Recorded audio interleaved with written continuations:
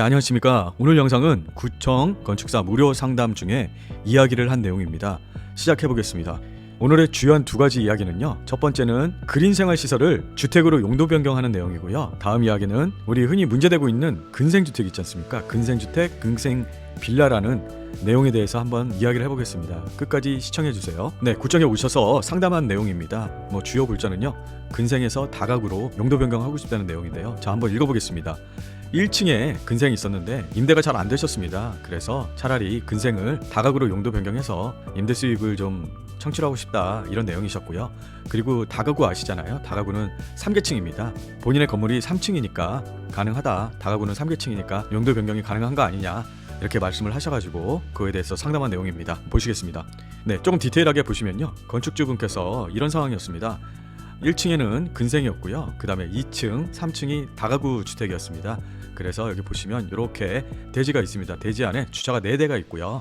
이런 상황에서 근생, 1층 근생을요, 다가구 주택으로 바꾸려고 하십니다. 다가구 주택은요, 3계층입니다. 1계층, 2계층, 3계층. 이와 달리 다세대는요, 4계층까지 지을 수 있습니다. 물론 3계층도 가능하고요. 자, 이런 상황입니다. 주차 대수는 4대입니다. 네, 그런 상황이라면요, 불가능합니다. 주차 대수가 늘어나야 됩니다. 제가 불가능하다고 말씀드렸죠. 그 이유가 뭐냐면요, 그린 생활 시설을 다가구로 바꾸게 되면요, 주차 대수가 늘어나게 됩니다. 그런데 지금 보시면요, 대지에 추가적으로 주차가 늘어난 부분을 해결할 수 있는 공간이 없습니다. 그렇기 때문에 용도 변경이 불가합니다. 자, 다시 말씀드리면 근생을 다세대로 용도 변경하는 부분과 근생 주택을 한번 알아보겠습니다.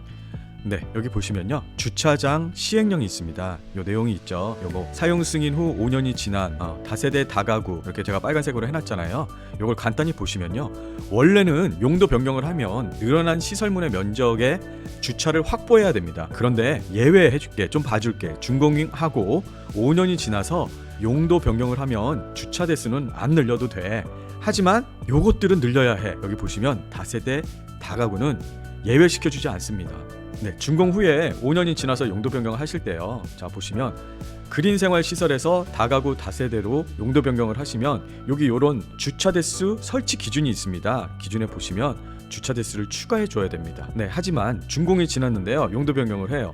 그런데 다가구 다세대를 근생으로 변경하잖아요. 그러면 여기에 주차 대수 설치 기준이 있는데요, 여기 보시면 134 해배당 한 대를 추가해야 되는 게 있습니다. 하지만 준공 5년이 지나면 추가하지 않아도 된다. 기존의 주차를 가지고도 용도 변경을 할 수 있다, 이렇게 되어 있습니다. 네, 근생 주택, 여기 보이시죠? 근생 주택 또는 근생 빌라에 대해서 알아보겠습니다. 자, 어떻게 된 거냐면요, 이거 같은 경우는 결론적으로 위법 건축물입니다. 자, 보시면 여기 원래 집이 1층은 근생, 2층 다가구 이렇게 되어 있었습니다. 자, 그런데 어떻게 했냐면요, 이 부분을 주택처럼 꾸민 겁니다. 근생을. 그리고 여기 보시면 제가 앞에서 말씀드렸듯이 근생을 주택으로 바꾸면 주차 대수를 추가해야 된다고 했잖아요. 근데 추가도 하지 않고 이렇게 이 주택처럼 꾸며놨습니다. 사실 이 부분이 왜 위법 건축물인지 찾기 힘드냐면요, 자 보시면 외관상으로 이런 것들이 있습니다. 여기는 근생 시설이고요, 여기는 다가구입니다. 외관상으로 보시면 이게 근생인지 구분하기가 굉장히 힘듭니다. 자, 그러면 우리는 어떻게 해야 될까요? 이걸 확인해 봐야 될 거 아니에요. 이게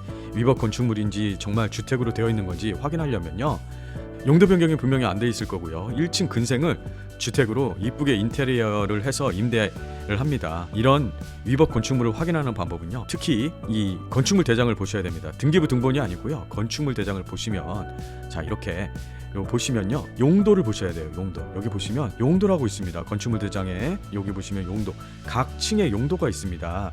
요거를 보시면 이렇게 아마 표시가 돼 있을 거예요. 예전에, 지금은 현재는 인테리어를 해서 주택처럼 꾸며놨지만 예전에 용도는 근생 시설로 돼 있을 겁니다. 왜 이거를 주택으로 못 바꾸냐? 주차 대수를 늘려야 되는데 그냥 위법으로 꾸며 놓으신 거죠. 그리고 나서 전세를 준다든가 하시겠죠. 이게 바로 위법입니다. 그렇기 때문에 우리는 층별로 용도를 반드시 확인하셔야 됩니다. 건축물 대장의 용도, 여기가 정말 이 부분이 근생이 아니고 주택으로 되어 있는지 확인하셔야 됩니다.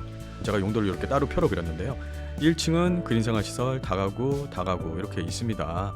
근데 뭐 근생이면 어때? 그냥 살기만 하면 되는 거 아니야? 라고 하는데요. 모든 건축물에는 용도가 있고 구분이 있습니다. 간략하게 한번 보겠습니다. 뭐 대표적으로 주거 용도라고 써놨는데요. 주거 용도는 단독주택, 뭐 다가구, 다세대 연립 뭐 이런 것들이 있습니다. 그리고 그린생활 시설 있잖아요. 그린생활 시설이 뭐냐면요. 우리 일반적으로 여기 보시면 슈퍼마켓, 뭐 의원, 미장원 뭐 이런 것들이 있잖아요. 이렇게 구분이 되어 있습니다. 그래서 이 다가구와 근생은 용도가 완전히 다른 시설입니다. 제가 100번 감사합니다. 먼저 건축물 대장에 층별에 위법 건축물이 있는지 확인하셔야 되고요. 만약에 정말 근생주택, 이거는 용어 자체가 없는 거예요. 용어 자체가 없는 내용인데 근생주택에 만약에 되시면 그 단점은요. 여기 보시면 월세, 세액 공제가 불가하고요. 전세 자금 대출 불가하고요. 전세 보증 보험 가입이 불가합니다. 이렇게 되면요. 불법으로 개조한 게 되고요. 원상복구 명령이 구청에서 떨어지고요. 그리고 원상복구를 하지 않으시면 매년 1회에서 2회 원상복구 하기 전까지 이행 강제금이 나옵니다. 그럼 왜 이렇게 할까요? 이거는요. 불법 개조를 하는 이유는요. 방금 말씀드린 것처럼 건물에 대해 더 많은 수익을 위해서 이렇게 위법 행위를 하시는 겁니다. 네, 제가 말씀드리고 싶은 건 여기 써 있습니다. 하지 마. 그래도 하고 싶다 그러시면 이 임대계약서 있지 않습니까? 여기에 특약이라도 좀 넣자라고 말씀드리는데요. 특약 내용을 한번 읽어보겠습니다. 건축물에 대해 추후라도 위법 건축물에 이행 강제금이 나오는 경우 임대인이 위법 건축물에 대한 전적으로 비용을 부담하며 이행 강제금 외에 원상복구, 철거 명령 등으로 임차인에게 불이익이 발생하는 경우 이것으로 인한 손해배상액을 조건 없이 이사비용 위자료 명목으로 빵빵빵을 지급하기로 한다. 이런 특약사항을 꼭 기입하시기 바랍니다. 그리고 한 가지, 우리가 불법 건축물 하시잖아요. 사실은 이게 위법 건축물이 정확한 용어입니다. 그리고 철거공사 하시죠? 이거는 해체공사가 정확한 명칭입니다. 그린생활 시설을 다가구 다세대로 용도 변경 시에 주차 대수가 추가 확보가 필요하고요. 소위 근생주택은 전세로 들어가시면 큰 낭패를 볼 수 있습니다. 오늘은 여기까지 하겠습니다. 구독과 좋아요는 강의의 힘이 됩니다. 감사합니다.